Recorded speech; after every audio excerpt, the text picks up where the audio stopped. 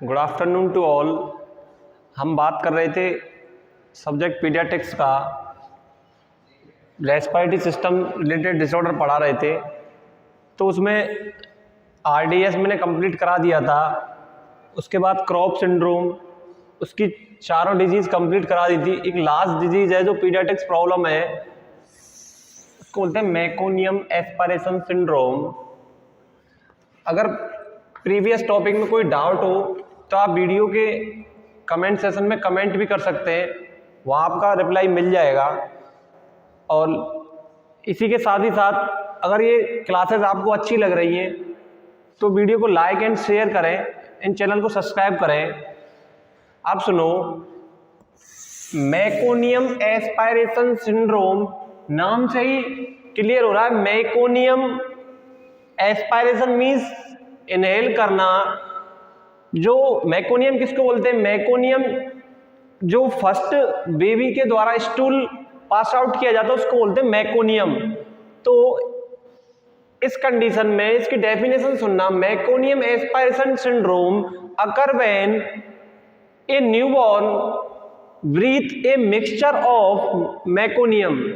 Means जब बच्चा intrauterine life में बेबी के मदर के यूट्रस में प्रेजेंट रहता है, तो वो अपने ड्यूरिंग इंस्पायरेशन जो स्टूल पास आउट कर देता है यूट्राइन कैविटी में, उसको इनहेल कर लेता है, मीन्स एस्पायरेट कर जाता है, उसको बोलते हैं meconium aspiration syndrome.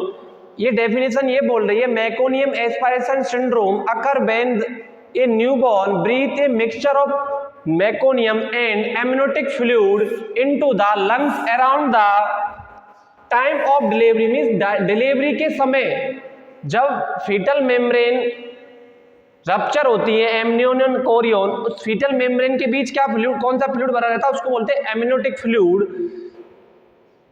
Baby normally amniotic fluid को एस्पिरेशन करता है, लेकिन लाइक पोस्ट टर्म कंडीशन जिसको बोलते हैं पोस्ट टर्म बेबी किसको बोलते हैं? Post term baby. Post term baby ये बता रहा हूं, एक चीज देखना, delivery after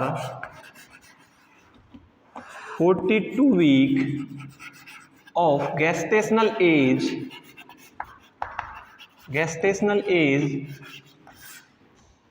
post term means जब नॉर्मली टर्म की कंडीशन कब होती है? टर्म की 37 week of gestational age. 37 week of gestational age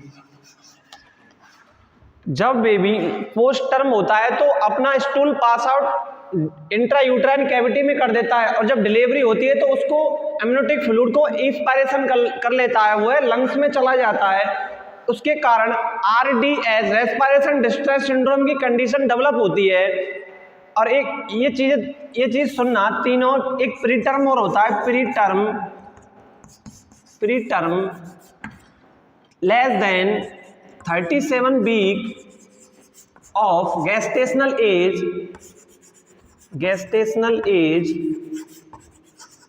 ये तीनों टर्म में इनका सुनना। पोस्ट टर्म बेबी उसको बोलते हैं जो after 42 week of gestational age के बाद डिलीवरी हो रही है। टर्म बेबी उसको बोलते हैं 37 वीक पे, और प्री टर्म बोलते हैं लेस देन 37 वीक। मैंने बताया था आरडीएस के अंदर, आरडीएस में क्या लंग सर्फेक्टेंट का फॉर्मेशन नहीं हो रहा था, लंग सर्फेक्टेंट। तो वह कंडीशन प्री टर्म बेबी की थी, क्योंकि वो प्री टर्म बेबी में जो लेसिथिन एंड स्पेंजोमाइलिन जो फास्फोलिपिड लिपोप्रोटीन थी उनका फॉर्मेशन नहीं हो रहा था, जिसकी वजह से रिट्रैक्शन, नेजल फ्रेनिंग, गंटिंग ये सिम्टम आ रहे थे। उसी कंडीशन को ये मेकोनियम एस्पिरेशन सिंड्रोम, ये वही रेस्पिरेशन डिस्ट्रेस इसी कंडीशन में पाया जाता है। ये चीज समझ में आ रही हो तो, नहीं आ रही हो तो पूछ लेना, और जो ऑनलाइन वाले स्टूडेंट हैं वो कमेंट कर सकते हैं, उसका रिप्लाई मैं कर दूंगा। अब इसके कॉज सुनना, कॉज क्या है? ये डिजीज तो एक टर्म है, यहाँ से क्वेश्चन आता है केवल मेकोनियम क्या होता है, कैसे बेबी एस्पायरेट करता है। क्या सिम्टम आते हैं, सुनो। Cause, most common cause post term delivery. पता है कभी कभी जब delivery labour pain automatically start नहीं होते 37-42 वीक के बाद, तो आर्टिफिशियल इंडक्शन ऑफ लेबर किया जाता है, आर्टिफिशियल मेम्ब्रेन को रप्चर करके, उसको बोलते हैं induction of labour post term delivery. It is a most common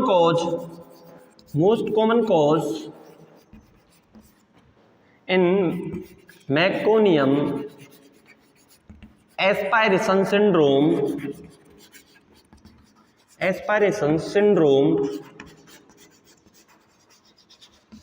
meconium aspiration syndrome. Second cause mother intake alcohol and smoking. जो मोस्ट कॉमन कॉज है मेकोनियम एस्पायरेशन सिंड्रोम का, पोस्ट टर्म बेबी मीन्स जो बच्चे 42 week of gestational age के बाद deliver होते हैं, वो इंट्रा यूट्राइन लाइफ में फीसेस को यूट्रस कैविटी में पास कर देते हैं, लेकिन ड्यूरिंग डिलीवरी उसको इंस्पायरेशन कर लेते हैं, उससे मेकोनियम एस्पायरेशन सिंड्रोम की कंडीशन डेवलप होती है। कॉज बताया था हमने पोस्ट टर्म डिलीवरी। अब सुनो साइन एंड सिम्टम, एक बार और रिवाइज कर देता हूं मैं। टॉपिक चल रहा था, लास्ट एंड फाइनल टॉपिक था रेस्पिरेटरी सिस्टम का। पहले मैंने आरडीएस पढ़ा दिया था, उसके बाद क्रॉप सिंड्रोम की चारों कंडीशन मैंने डिफाइन कर दी थी। लास्ट एंड टॉपिक है पीडियाट्रिक्स का मेकोनियम एस्पायरेशन सिंड्रोम का मींस मेकोनियम बोलते first stool of baby. Meconium को बेबी इंट्रा यूट्राइन लाइफ से जब एक्स्ट्रा यूट्राइन लाइफ में आता है ड्यूरिंग डिलीवरी, उसको इंस्पायरेट कर लेता है, उसको बोलते हैं मेकोनियम एस्पायरेशन सिंड्रोम। ये कंडीशन सुनो, डेफिनेशन सुनो। Meconium aspiration syndrome occur when a newborn birth is a mixture of meconium and amniotic fluid into the lungs around the time of delivery, means delivery के समय meconium and amniotic fluid को aspiration कर लेता है। उसकी वजह से जब लंग्स में फॉरेन पार्टिकल्स जाएंगे तो लंग्स कोलैप्स होंगे कि नहीं होंगे, तो आरडीएस की कंडीशन डेवलप होती है। अब मैं साइन सिम्टम बता रहा हूं। साइन सिम्टम जो आरडीएस के बताए थे वही है।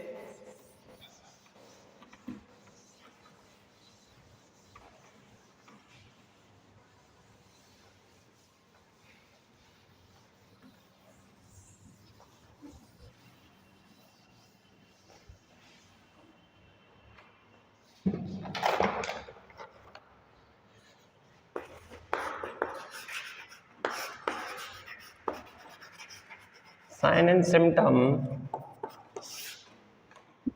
पहला कोई नेजल फ्रेनिंग,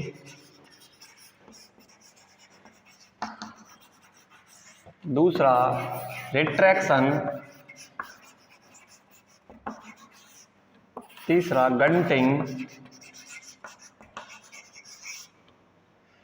अब सुनो, नेजल फ्रेनिंग का मतलब जब बच्चा सांस लेगा तो जो नोज के नोस्ट्रिल्स हैं वो चिपक जाएंगे। अर्लीस्ट साइन सिम्टम आरडीएस का था, लेकिन इसमें भी रेस्पिरेशन डिस्ट्रेस हो रहा है, लंग्स कोलैप्स हो रहे हैं, एल्वेलाई कोलैप्स हो रही है, रेस्पिरेशन में प्रॉब्लम आ रही है, तो इसमें नेजल फ्रेनिंग अर्लीस्ट सिम्टम पाएगा। उसके बाद रिट्रैक्शन, मैंने बताया था supra retraction, intra retraction, post retraction, जो तीनों कंडीशन बताई थी।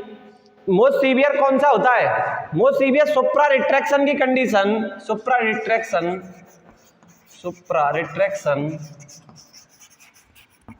Severe form.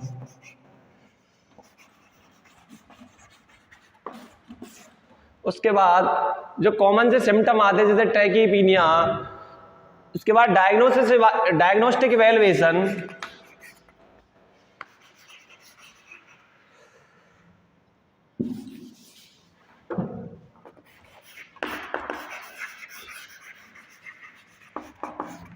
डायग्नोसिस क्या करेंगे? डायग्नोसिस मदर की हिस्ट्री चेक करेंगे कि बेबी मदर जो डिलीवर हुआ है वो कितनी गेस्टेशनल एज पे हुआ है, और बेबी का हिस्ट्री कलेक्ट करेंगे, फिजिकल एग्जामिनेशन करेंगे, वो मैंने टेस्ट बताया था, जो फर्न टेस्ट, बबल टेस्ट, वो प्रीनेटल एग्जामिनेशन में किए हों उनको चेक करेंगे। उसके बाद मैनेजमेंट, सुनो ऐसा कुछ है नहीं, मैंने सारा कुछ बता दिया था आरडीएस में, लास्ट टॉपिक था रेस्पिरेटरी सिस्टम का। मैनेजमेंट में क्या करते हैं, O2 थेरेपी बाई ऑक्सीजन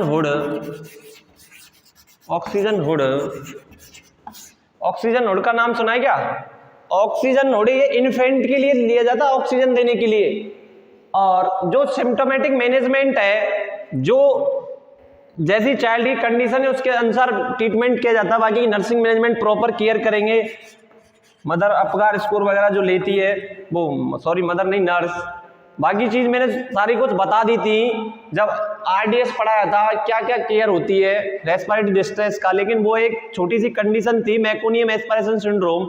अब तुम्हारा रेस्पिरेटरी सिस्टम कंप्लीट हो गया है पीडियाट्रिक्स का। अगर किसी को इससे रिलेटेड कोई डाउट हो तो कमेंट कर देना, ऑफलाइन वाले भी और ऑनलाइन वाले भी दोनों। यदि हमारी वीडियो पसंद आई हो तो इसको लाइक एंड चैनल को सब्सक्राइब करें और ज़्यादा से ज़्यादा शेयर करें। ऐसे कंटेंट हम आपको लेके आते रहेंगे। Thank you friend, wish all the best. Thank you sir, बंद कर दो।